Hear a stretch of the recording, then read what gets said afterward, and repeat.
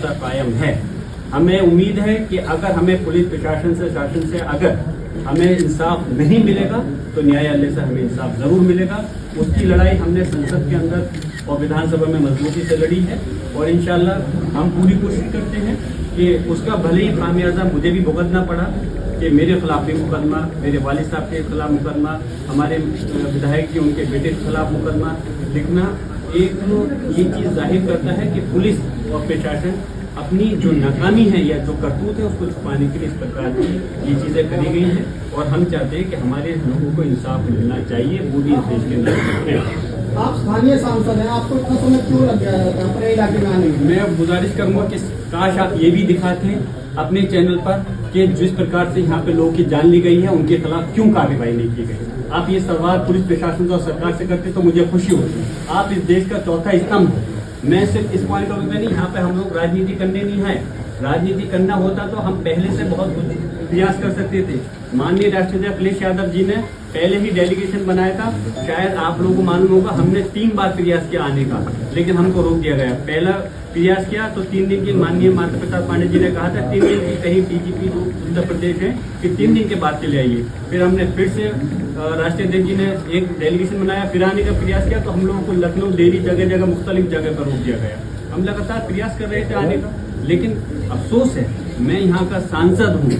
यहाँ का सांसद होने के साथ साथ मैं यहाँ का निवासी भी हूँ। मुझे भी आने के लिए क्यों रोका गया? मैं अपने लोगों के दुख में दर्द में शरीक होना चाहता था, मैं उनके गम में शरीक होना चाहता था, उनकी परेशानी को समझ कर करके मैं चाहता था उनको इंसाफ मिल सके, लेकिन अफसोस है यहाँ आने नहीं दिया गया। लेकिन खैर कोई बात नहीं, आज हम हाजिर हुए हैं और हम और हमारी पूरी पार्टी चाहती है कि संभल के लोगों को इंसाफ मिलना चाहिए। जो उनके साथ ज्यादती हुई है, जो जुल्म हुआ है, उसके खिलाफ आवाज उठनी चाहिए। जब पुलिस ये कह रही हो कि उन्हीं आपस में मर गए लोग, गोली मार दी आपस में, आपको क्या लग रहा है कि वाकई दोस्त है कि पुलिस की तरफ से ऐसी इस प्रकार की बातें आने लगी जिसका कि औचित्य कोई मतलब नहीं मिलता। मैं आपसे पूछता हूँ, अगर इस बात को आप लोग सच मान सकते हैं तो मैं ठीक है इस बात को भी सच मानूंगा कि लोगों की आपस की गोली से मृत्यु हुई। अगर मैं कहूँ कि पुलिस के 2 थानों के बीच में आपस में लड़ाई चल रही थी किसी चीज को लेकर, तो उनकी गोली हमारे लोगों को लग गई, तो अगर आप इसको सच मान सकते तो उसको भी मान लें। कोई औचित्य नहीं, जिसका हाथ पाँव नहीं, इस प्रकार की अनावश्यक बात करना और ऐसी पुलिस प्रशासन बहुत अफसोस की बात है। और मैं कह रहा हूँ, मुझे ये बताइए कि पुलिस प्रशासन ने यहाँ पर हमारे लोगों के हाथ में पत्थर तो दिखाए कि जो पत्थर चला रहे हैं, क्या एक भी व्यक्ति के हाथ में ये दिखाया किसी के हाथ में कोई असला था? कोई वीडियो दिखाई? उनके तो ड्रोन कैमरे भी चल रहे थे, क्योंकि हमारे लोगों ने कोई तैयारी नहीं थी, सिर्फ वो वहाँ पर गए थे इसलिए कि क्यों दोबारा से सर्वे किया जा रहा है, इस चीज़ को जानना चाहते थे। उसके एवज में उनको पता नहीं था कि इस प्रकार का हमला उन लोगों के ऊपर, जो निहत्थे लोग वहाँ गए थे, ऐसी कार्रवाई हो जाएगी और हमारे 5 लोगों की जान ली जाएगी। जान तो सिर्फ 5 लोगों की गई है, लेकिन घायल 2 दर्जन से ज्यादा लोग घायल हैं जिनके ऊपर हुआ है। अफसोस है कि जैसे अभी हमारे लाल बिहारी साहब, हमारे नेता प्रतिपक्ष विधान परिषद ने कहा कि उन्हीं के गोली लगी और कोई मुकदमा अभी तक नहीं। कैसे हम लोग करें?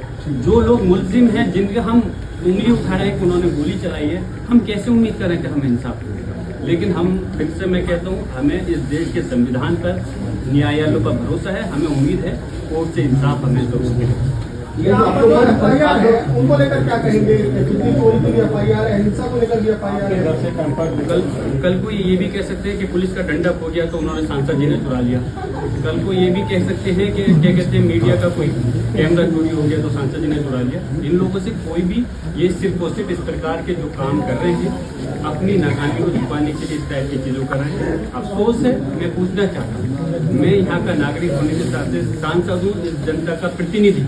अगर जनता ने मुझे चुन करके भेजा है, अगर मैं उनमें हो रहे जुल्म की आवाज़ मैं नहीं उठाऊंगा तो कौन उठाएगा? मेरा मकसद ये नहीं है कि सिर्फ मेरे लोगों पर जुल्म हो और मैं उनसे पुलिस प्रशासन से सौदा कर करके मैं खामोश बैठ जाऊँ। मेरा फर्ज बनता है, लोगों ने मुझे जो वोट दिया है इसलिए दिया है कि मैं उनके गम में, दुख में शरीक हो सकूँ, उनके ऊपर हो रही परेशानियों के लिए आगे उनकी मदद कर सकूँ। उसी के तहत मैंने अपनी आवाज़ को बुलंद किया। उस आवाज़ को दबाने के लिए पुलिस प्रशासन ने इस काम को काम किया। मेरे खिलाफ छोटे मुकदमे लिखे हैं, जैसे माननीय अभी हमारे राष्ट्रीय अध्यक्ष जी ने भी इस बात को कहा है, अखिलेश यादव जी ने, कि जब मैं वहाँ मौजूद नहीं था तो कैसे ये घटना घट गई और कैसे मेरे पर मुकदमा लिख गया। आपसे मैं मीडिया वालों के माध्यम से कहना चाहता हूँ कि अगर मेरी मानसिकता ये होती, मेरी सोच होती कि मैं इस प्रदेश का संबल के उसमें आग लगाना चाहता हूँ, तो पहले से तो ताकत